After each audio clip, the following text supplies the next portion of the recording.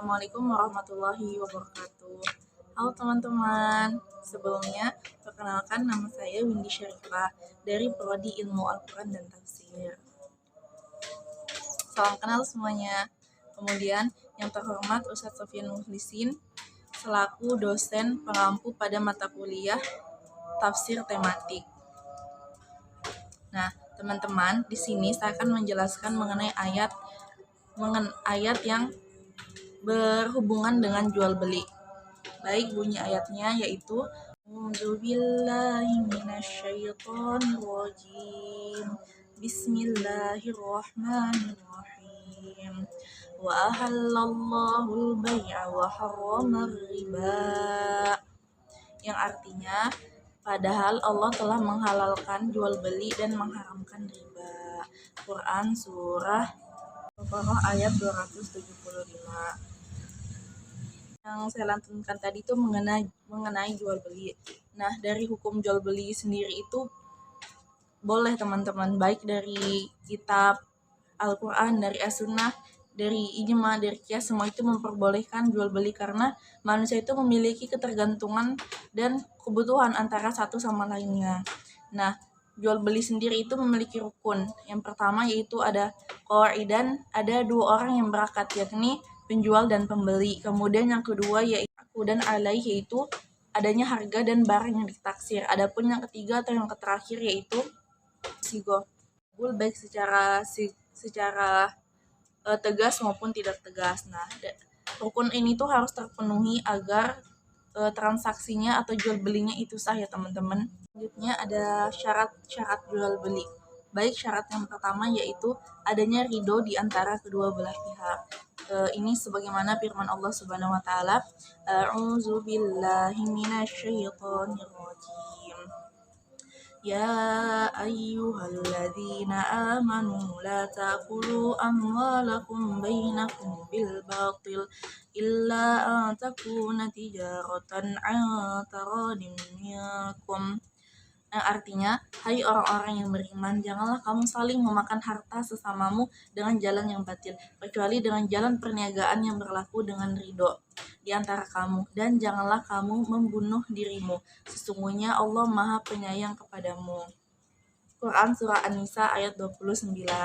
Teman-teman, adapun perkataan dari Syekh Abdullah Al-Jibrin rahimahullah menjelaskan jual beli harus disertai ridho dari kedua pihak. Contoh yang tidak memenuhi syarat yaitu contohnya adalah perampasan. Kenapa perampasan tidak masuk ke dalam hal ini?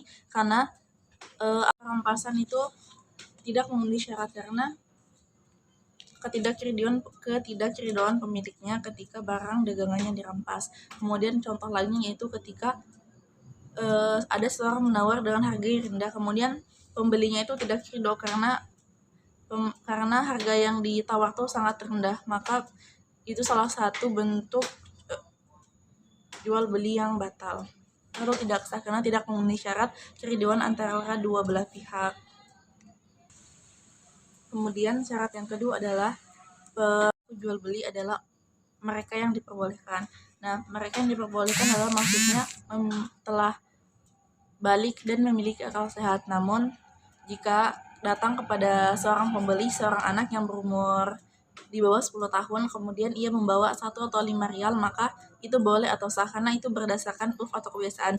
Namun, jika datang seorang anak membawa uang sekitar 100 rial atau 50 rial, maka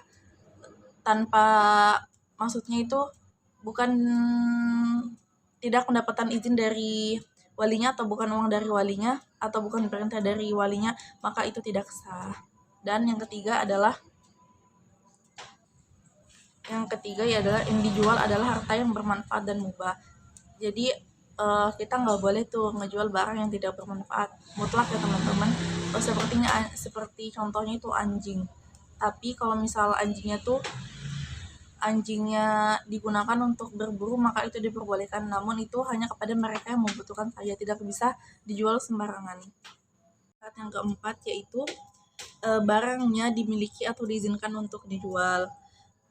Wahai Rasulullah, Seseorang datang kepadaku, lalu ia memintaku untuk menjual barang yang belum aku miliki, yaitu saya membelinya dari pasar, lalu aku menjual barang tersebut kepadanya. Nabi Shallallahu Alaihi Wasallam bersabda, jangan engkau menjual barang yang bukan milikmu. Hadis surat Tirmizi nomor 1232. Maka barang yang diperjualbelikan itu harus dimiliki terlebih dahulu atau ia milik orang lain tapi diizinkan untuk dijual. Barang yang dijual harus dimiliki atau diizinkan untuk dijual. Contoh yang tidak memenuhi syarat ini adalah jika seorang menjual barang yang bukan miliknya, kemudian ia belum mendapatkan izin dari orang yang memiliki tersebut. Kemudian syarat selanjutnya yang nomor 5 yaitu barang harus bisa diserahkan. Syekh Abdullah Al-Jibrin rahimahullah menjelaskan, barang yang diperjualbelikan harus bisa diserahkan. Jika tidak bisa diserahkan, maka akadnya itu tidak sah. Para ulama mencontohkan dengan jual unta yang kabur. Secara umum, unta yang kabur itu tidak bisa ditemukan lagi. Terkadang bisa dikejar dengan kuda, namun tidak bisa ditangkap. Kemudian yang keenam adalah barang yang jelas, tidak samar.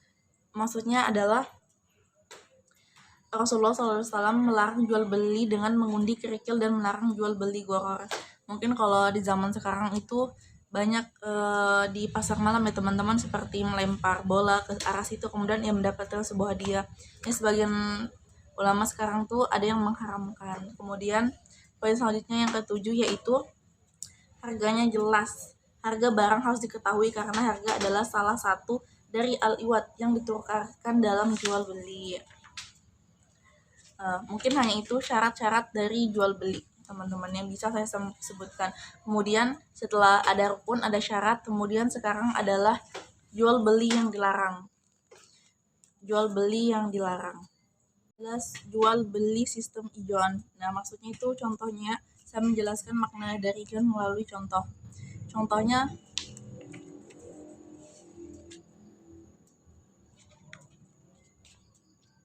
terlarang. Nah, contoh dari jual beli terlarang ini satu yaitu jual beli sistem ijon.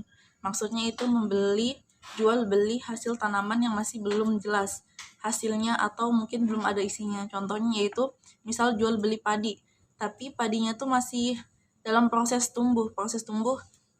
Masih isinya tuh masih belum ada, terus pohonnya masih kecil, jadi hasilnya tuh belum jelas karena kita nggak tahu barangkali nanti tiba-tiba padinya tuh rusak atau mungkin kena banjir jadi nggak bisa dipanen.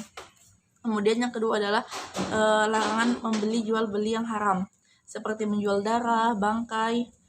Kemudian yang ketiga adalah jual beli sperma hewan. Kemudian yang keempat adalah jual beli anak binatang yang masih dalam kandungan induknya. Ini dilarang karena takutnya ketika lahir itu kita nggak tahu apakah ia hidup atau mati.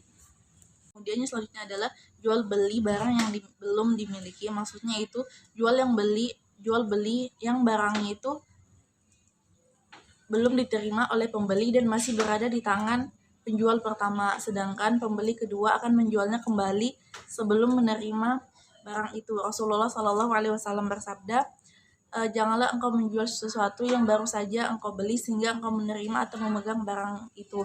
Hadis riwayat Al-Baihaqi. Kemudian jual beli yang belum jelas. Jual beli ini masih ada unsur gharar, ketidakjelasan dan cenderung berespekulasi, seperti menjual buah-buahan yang belum nyata buahnya, namun dikecualikan menjual buah yang masih muda yang memang bisa dimanfaatkan ketika masih muda, seperti jual beli nangka muda yang memang sudah digunakan untuk lauk maupun sayur. Mungkin hanya ini teman-teman materi yang saya bawakan mengenai ayat hukum jual beli. Sekian dari saya. Wassalamualaikum warahmatullahi wabarakatuh.